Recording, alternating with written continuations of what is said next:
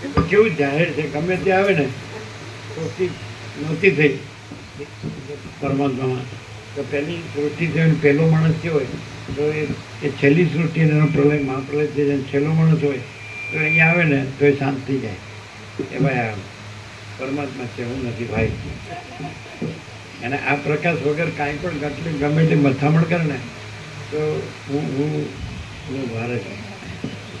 હવે એમ કે સારું મેં આજે સાંભળ્યું અને હું સમજી પણ ગયો, પણ હવે લ્યો હવે અમે જે અત્યારે રહ્યા છીએ એ તો બધું રહેવું કરવું પડે કે નહીં, એમ જ છે.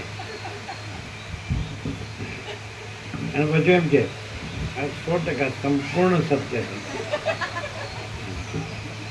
પણ હવે એમ છે ને ધારો કે જેનાથી બંધાણો હોય અહમથી, હું ને જગત એમાં હું મારુંથી બંધાણો ને તો એને એમ કહીએ ચાલો એ બંધન ન રહે તો કે ના હવે આ થોડું છે, ના હવે આ નહીં આ થોડું. એટલે હુંને કોઈ દિવસ છૂટવું જ ન હોય એવું લાગે. અને હુંને જો ખબર પડી જાય વચ્ચે પ્રકાશથી તો સીધી પરમ શાંતિ છે.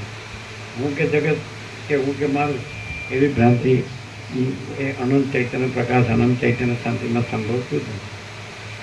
કારણ કે એમ કે હું બંધાણું છું તો જન્મે પહેલાં કોણ બંધાણું હતું અને મરી ગયા પછી કોણ બંધાણું રહેશે? તો અત્યારે જ બંધાણું